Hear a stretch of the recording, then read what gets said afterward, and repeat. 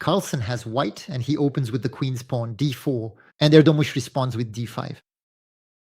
Knight f3, c5, there it is, the first contact of the game. Erdoğmuş strikes the center with his wing pawn, and Carlsen reacts the same way. He plays c4. Erdoğmuş takes, Carlsen plays e4, and Erdoğmuş continues to take white's pawns. But now Carlsen is going to recover the pawns. He takes back the d4 pawn with the queen. And so it's an invitation to exchange queens. An invitation that Erdoğmuş accepts. He takes the white queen. Knight takes back, and black's c4 pawn is doomed. The bishop attacks, and black cannot play b5, otherwise the knight would take, of course. And on bishop e6, it's the same, the knight takes. So the c4 pawn will be recovered by Carlsen. So Erdoğmuş is going to play bishop d7. Why? It's to be able to bring out the knight to c6, but avoiding the capture, because now if white takes, we won't be forced to take back with the pawn, which would have degraded black's pawn structure, but black could take back with the bishop. Carlsen recovers the pawn on c4, so knight c6, as expected. Carlsen develops by defending the knight. Knight takes d4, bishop takes, and e6 is played to free the dark squared bishop. Carlsen plays f3 and there, knight e7 from Erdoğmuş. Why does the knight come to a7 and not f6? If the knight comes to f6, in reality, it won't really be able to play, it won't be able to come to d5, it won't be able to seriously hope to take the pawn on e4 or even come to g4. So ultimately, it's a bad square for the knight. By coming to e7, this somewhat creeping development is a good idea, since the knight will be able to join the queenside with knight c6 and attack the dark squared bishop. And there, Carlsen is going to play king f2. He doesn't do castling. Why? Without the queens on the board, the kings don't need to find a hiding place or a safe shelter and necessarily do kingside castling. On the contrary, the kings can stay rather centralized to come and defend the squares. After all, kings are pieces and can control squares and defend the position. The only problem, obviously, when there are queens, is that the kings are much too vulnerable. That's why they seek to hide. But here in this endgame, the king will try to control the squares and participate in the fight. Knight c6 is played, attacking the bishop, which retreats to e3, and rook c8. The rook puts an attack on the bishop, so knight d2 to protect. Knight e5, the bishop is attacked, it retreats to e2. Bishop c5, proposal of bishop exchanges. Carlsen accepts, he takes, rook takes back, and Carlsen plays rook h to c1. So we see that there are many piece exchanges. Rook takes c1, rook takes c1, the knight moves back to c6. And there, Carlsen is going to play a very important move. He's going to play the pawn to e5. It's the first difficult move, ultimately, of this game. Why does he play the pawn to e5, and why does he let this pawn be captured? In reality, it's a trap. Black cannot come and take the pawn on e5.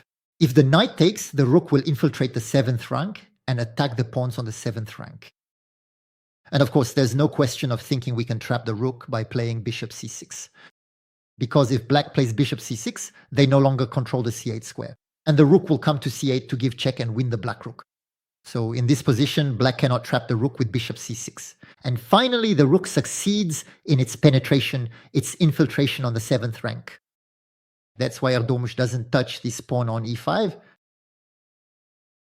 And will play king e7 instead. He doesn't castling either. He leaves his king rather centralized. But this pawn on e5 will now be defended by f4. And finally, Carlsen has managed to take space and put his pawns on the dark squares. This is important because it leaves the diagonals free for the bishop of white squares and fixes the opponent's e6 pawn. On light squares, which hinders the bishop's mobility and even hinders the king, the presence of the e6 pawn, but also the e5 pawn, which controls the squares. And finally, the black king will have less ability to centralize than the white king in this position. So even if the computer gives an equality, as you see with the analysis gauge, in reality, this position is still a bit easier to play for white. Rook c8 is played. a3, we come to control the b4 square, maybe even to support the push to b4. And here, Erdoğmuş wants to free himself a bit from white's grip, and he plays f6 to even try to create an attack on the pawn on e5. Carlsen takes on f6, the g-pawn takes back. And Carlsen plays rook c3, because here Carlsen sees clearly that the black pawn structure has fragmented. There are more pawns islands. What are pawn islands in chess? They are groups of pawns that are separated from each other. You see, white has two groups of pawns. They have a group of pawns on the queen side, and they have a group of pawns on the king side. because the g2 pawn can very well come to g3 to solidify the structure. While black has a group of pawns on the queen side, a group of pawns here with the e6 and f6 pawns, and an isolated pawn on h7. So there are 3 groups of pawns for black against 2 for white. The pawn structure is therefore slightly more fragmented. So one can say, of course, that it doesn't matter. But in the hands of a player like Carlsen, this kind of small detail can sometimes tip the scales. And Carlsen, when he plays rook c3, well, he simply threatens rook h3 now to go around and attack black's weakness. That's why Erdoğmuş plays knight d4 without delay, to try to propose the exchange of rooks. And if the white rook refuses and goes to h3, it's the black rook that will enter white's second rank. That's why Carlsen accepts and he takes the rook. Bishop takes back, and bishop d3, which comes to attack the pawn on h7, which moves to h6. King e3, which attacks the knight, knight to c6, and knight to f3. Erdoğmuş now plays b6, g4 is played, e5 frees the bishop, which attacks the g4 pawn then. h3, king d6, knight d2. Carlsen is certainly thinking about returning to e4 with the knight to attack the king and the pawn on f6. Pawn f4 check, king takes f4. Knight e5 comes to attack the bishop, which goes to f5. Here, Erdoğmuş has no interest in exchanging bishops since the king could retake and infiltrate the position, attacking the pawn on f6. And if the knight moves afterwards, the king could even enter g6, attacking the pawn on h6. So here, Erdoğmuş doesn't exchange bishops. He plays bishop b7. He will certainly also look to maneuver around to come to g2 and attack the pawn on h3. Bishop c2 is played, bishop g2 exactly, attacking the pawn on h3. So king g3 attacks the bishop, which goes back to d5. The king returns to f4. The bishop returns to g2. And Carlsen doesn't want to repeat moves by repeating the same position several times and making it a draw, so he prefers to play h4. Changing his moves a bit, he removes the weakness of the h-pawn. King e7 is played, pawn b3. Bishop h3 attacks the pawn on g4 twice. So the bishop comes to f5 to defend, and bishop g2. Carlsen now plays knight e4. He gains some ground with his knight, and the first piece imbalance is going to be created in this position because Erdoğmuş is going to play bishop takes knight. And that's a very important, very critical choice that will influence the rest of the game. The computer would have preferred playing knight d3 check to make the king retreat. And as soon as the king retreats, then put the knight back on e5.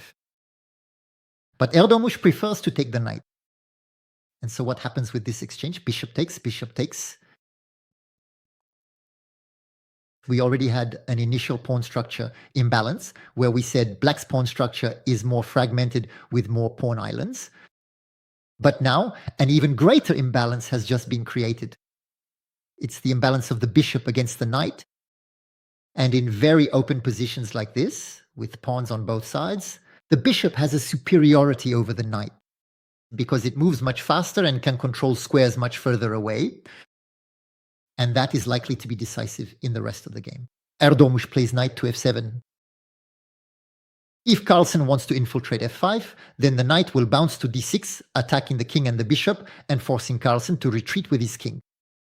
So when Erdoğmuş retreats with his knight, it's actually to come to d6, and that prevents the white king's infiltration into f5. So Carlsen plays bishop d5. The knight now comes to d6. a4 is played, king d7. b4 is played.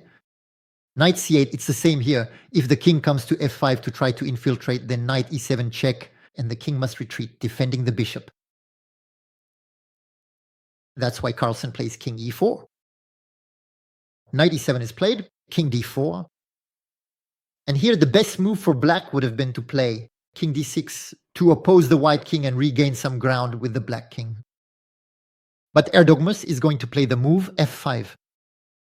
And this move f5 will cause some trouble for Erdoğmuş because Carlsen doesn't trade on f5. No, he pushes back with g5. And after the trade, Carlsen gets a distant passed pawn. Erdoğmuş also has a passed pawn on the f-file. But Carlsen's is further away on the g-file. And since Carlsen has the advantage of a bishop that can operate at a longer range than the knight, well, Carlsen thus has 2 advantages in this endgame, 2 advantages specifically related to distance. He has a more distant passed pawn, the g pawn, than the f pawn, further from the kings. And a bishop that can control from a longer distance than a knight. So he'll be able to stretch the game and try to make black snap, like snapping a rubber band. Now it's Erdoğmuş' turn to play. Erdoğmuş could trade the light square bishop. That's not what he'll do. He'll play king d6. Why doesn't he do it? Because here, by taking the light squared bishop, sure, he solves the problem of the bishop having better range than the knight, but this endgame becomes winning for white because precisely the white king is much closer to the f-pawn. The f-pawn is going to be eliminated. And the black king won't be able to eliminate the g-pawn because the g-pawn is further from the position. So that's why Erdoğmuş can't simplify the position and take the bishop of white square. Erdoğmuş plays king d6. Well, here, the bishop is twice attacked, so it'll move away to b7. Knight g6 comes to block, fix the g-pawn, king c4. And here, Carlsen can look to infiltrate with his king. To go attack a 7, make b6 crack, and get a passed pawn on the a-file. Knowing that the light squared bishop always has the means to control the advance of the f-pawn by controlling the f3 square, but sometimes even by returning to control the f1 square, the promotion square of black's passed pawn. Either by moves like bishop g2 or by returning to a 6, which could control this f1 square. And so we see that with a small move like bishop a6, the bishop will sooner or later be able to control the f1 square, the pawn's arrival square. So it's much more complicated for the black to manage to generate a promotion game. Knight f8 is played in the position. Bishop c8 attacks the pawn. Knight e6 is played. Pawn g6, and here's the decisive mistake by Erdoğmuş, who cracks in this position, even though, as you see, the position is certainly uncomfortable, but it's still equal if Erdoğmuş defends accurately. What should he have done? Maybe simply advance the f-pawn, but the computer also suggests the move knight g7, which blocks the g-pawn and defends f5. And above all, these two moves, whether it's knight g7 or f4, these two moves which remove the pressure that the bishop exerts on the diagonal, and so he frees the king from defending the knight. And the king could then oppose the white king if the white king tries to infiltrate the queen side.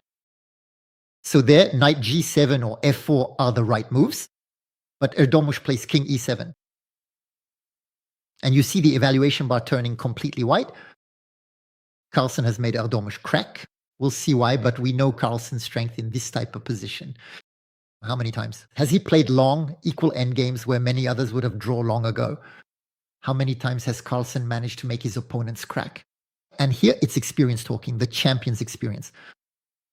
Erdoğmuş still has to learn from Carlsen, and this game is a good lesson. So Carlsen enters on b5, and you see the black king has moved away. He can't come back to oppose the white king's infiltration, especially since the bishop attacks the knight, so the king can't really leave the knight's defense either. Erdoğmuş sends f4, and so king a6 penetrates f3. So what did Carlsen plan? Because the f-pawn is advancing after all, and the knight on e6 prevents the bishop from returning to h3. But Carlsen planned to bring the bishop back to a 6. So he plays king takes a 7 to have that return to a 6 to control the f1 square. And that's where Erdoğmuş had certainly prepared his little trick. He plays b5. He makes what's called an interference sacrifice. After taking on b5, the pawn would prevent the bishop's return to the diagonal. And so if f2 is played, the bishop wouldn't have time to reach a 6 to control the f1 square. That's why on this b5 move, this interference sacrifice, very well played by Erdoğmuş, but Carlsen doesn't take and will respond with a deflection sacrifice. He'll play the pawn to g7 to deflect the knight from the diagonal and let the bishop reach h3 to control the f1 square. And the problem for black is that they're forced to take, because if they advance the pawn to f2, Carlsen makes a queen. True, Erdoğmuş can queen 2, but the queen on g8 will take the knight with check. And Carlsen will be a piece up. He can take b5 too. He'll be 2 pawns up. The position will be totally winning. So Erdoğmuş is forced to take the pawn on g7. And now he takes on b5. If the knight returns to e6, there's time to play b6. And after f2 to bring the bishop back to a 6. So Erdoğmuş plays the pawn to f2, but we have the bishop returning to h3 to control the f1 square.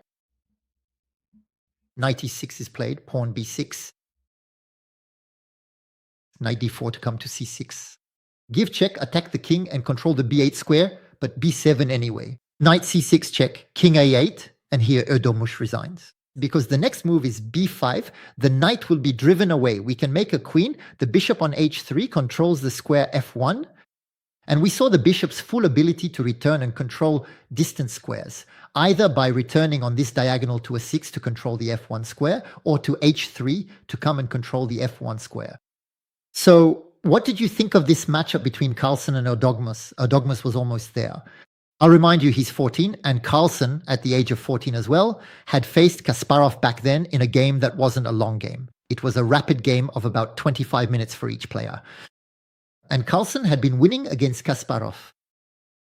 But he blundered, he made a mistake, and in the end, the game resulted in a draw. But it was already a very good result at the time for a 14-year-old Carlsen against Kasparov.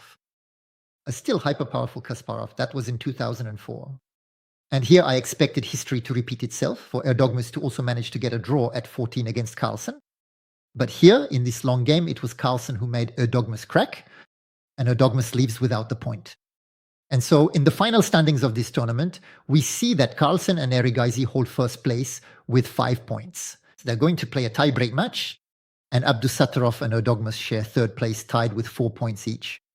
Don't hesitate to leave me some thumbs up, comments, share the video if you enjoyed it. We'll meet again soon for new adventures on the chessboard.